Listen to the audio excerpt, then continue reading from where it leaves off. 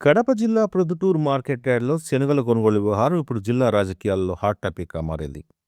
రైతులను అడ్డగోలుగా దోచుకుంటున్న అక్రమార్కులపై మాజీ టీడీపీ ఇన్ఛార్జ్ జీవీ ప్రవీణ్ కుమార్ రెడ్డి తీవ్ర స్థాయిలో విరుచుకుపడ్డారు. ప్రతి శనగ బస్తాపై రూ. 200 అక్రమంగా వసూలు చేస్తున్నారని ప్రవీణ్ కుమార్ రెడ్డి ఆరోపించారు. చట్టబద్ధంగా ఒక బస్తాకు రూ. 45 అమాలీ కూలీ మాత్రమే వసూలు చేయాల్సి ఉండగా, దానికి విరుద్ధంగా భారీ వసూలుకు పాల్పడుతున్నారని మండిపడ్డారు. ప్రొద్దుటూరు మార్కెట్ యార్డ్‌తో ఎటువంటి సంబంధం లేని సుధాకర్, రసూల్ గౌస్ అనే వ్యక్తులు టీడీపీ కార్యకర్తలను చెప్పుకుంటూ రైతులను దోచుకుంటున్నారని ఆయన ధ్వజమెత్తారు. మార్కెట్ యార్డ్‌లో ఇంత బహిరంగంగా దోపిడీ జరుగుతుంటే మార్కెట్ యార్డ్ చైర్మన్, సభ్యులు ఏం చేస్తున్నారని ఆయన ప్రశ్నించారు. పార్టీ కష్టకాలంలో అడ్రస్ లేని వారు ఇప్పుడు అధికారంలోకి రాగానే పెత్తలను చెలాయిస్తూ రైతులను ఇబ్బంది పెట్టడం సహించరానిదని జీవీన్ ప్రవీణ్ రెడ్డి అన్నారు. కూటమి ప్రభుత్వం రైతాంగానికి అండగా ఉంటూ రూ. 5,870 మద్దతు ధర కల్పిస్తుంటే కొందరు స్వార్థపరులు పార్టీకి చెడ్డపేరు తెస్తున్నారని ఆయన మండిపడ్డారు. ఈ అక్రమ వసూలు వ్యవహారంపై నేరుగా ముఖ్యమంత్రికి, రాష్ట్ర మంత్రి నారా లోకేష్కు ఫిర్యాదు చేస్తానని హెచ్చరించారు.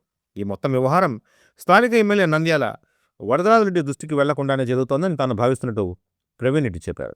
వెంటనే అధికారులు, మార్కెట్ యార్డ్ పాలక మండలి సభ్యులు స్పందించి అక్రమ వసూలను అరికట్టాలని ప్రవీణ్ కుమార్ రెడ్డి డిమాండ్ చేశారు.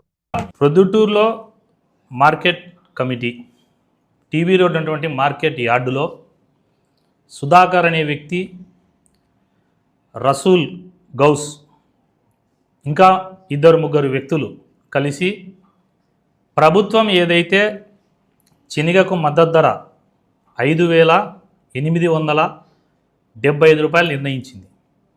చంద్రబాబు నాయుడు గారు, కూటమిలో ఉన్నటువంటి నాయకులు కానీ ఇతర పార్టీ నాయకులు, తర్వాత మా లోకేష్ బాబు గారు రైతులకు మద్దతు ధర ఉండాలని చెప్పేసి రైతుల కష్టం తెలిసిన వ్యక్తులుగా రూ. 5,875 మద్దతు ధర ప్రకటించి మార్కెట్ యార్డులో కొనుగోలు చేసే కేంద్రం పెట్టారు. ఈ కేంద్రంలో గతంలో ఏ రోజు కూడా తెలుగుదేశం పార్టీకి కష్టకాలంలో ఉన్నప్పుడు ఏ రోజు కూడా వీళ్ళు ఉన్న వ్యక్తులు కాదు. ఈరోజు లాస్ట్లో అధికారం వస్తాన్నప్పుడు తెలుగుదేశం పార్టీలోకి వచ్చి డబ్బులు కొల్లగొట్టేదానికి ఈ సుధాకరు, ఈ గౌసు రావడం జరిగింది. వీళ్ళు మార్కెట్ యార్డులో ఒక్క బస్తా 50 కేజీల శనగల మూటెకు రూ. 200 వసూలు చేస్తున్నారు రైతుల దగ్గర. దానికి వాళ్ళు చెప్పే పేరేంటంటే హమాలీల ఛార్జెస్, తర్వాత అన్లోడింగ్కు, వేయింగ్ చేసిన దానికి, ఫిల్లింగ్ చేసిన దానికి, తర్వాత బ్యాగును సంచిని కుట్టిన దానికి అని.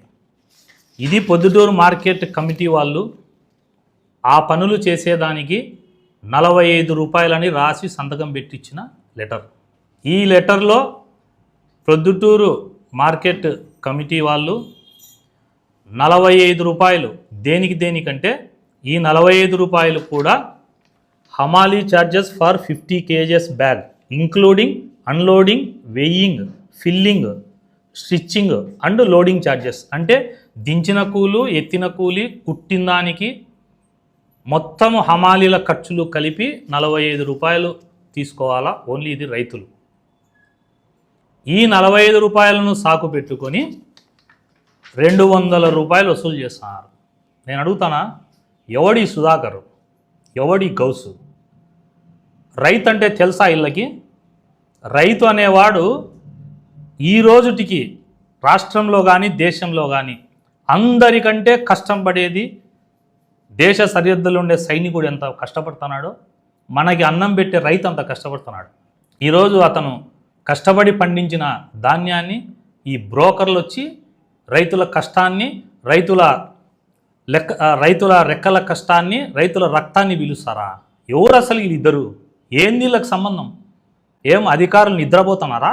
ఎక్కడైనా మార్కెట్ యార్డుల్లో, కమిటీ యార్డుల్లో మీరు విలేకరులు కానీ, వ్యాపారస్తులు కానీ, ఎవరైనా రైతులు కానీ పోండి. 50 కేజీలకు గాను 600 గ్రాముల నుంచి 700 గ్రాములు ఎక్కువ వేసుకుంటారు సంచిలో. కారణం ఏంటంటే ఆ సంచి 600 గ్రాములు ఉంటుంది. అప్పుడు 600 గ్రాములు పోతే 50 కేజీలు నెట్టు శనగలు వస్తాయని వేసుకుంటారు. వీళ్ళిద్దరూ పొద్దుటూరులో 52.5 కేజీ వేసుకుంటున్నారు. అంటే ఒక సంచిలో 52.5 కేజీ వేస్తే 500 గ్రాములో ఒక 600 గ్రాములో మన దానికి సంచి బరువుకు పోతే రిమైనింగ్ 2 కేజీలు దగ్గర శనగల డబ్బు రైతులు దోపిడీ చేస్తారా ఇల్లు? 260 రూపాయలు అంటే ఒక రైతు రెక్కల కష్టాన్ని దోచుకుంటా వీళ్ళ ఆటలు సాగుతా అంటే దీనికి చైర్మన్ ఏం చేస్తున్నాడు? మార్కెట్ కమిటీ చైర్మన్ ఒద్దిబాలుడు గారి భార్యకి ఇచ్చినారు కదా చైర్మన్, ఏం చేస్తున్నాడు ఒద్దిబాలుడన్న? గోపురం లక్ష్మణ్ ఉన్నాడు వైస్ చైర్మన్. మార్కెట్ కమిటీలు ఇంత జరుగుతుంది, నిద్రపోతున్నారా? లేక వాటాలు పంచుకొని మార్కెట్ యార్డుకు రాకుండా వాటాలు పంచుకొని ఎవరో బ్రోకర్లకు అప్పగించి డబ్బులు వసూలు చేసుకుంటున్నారా?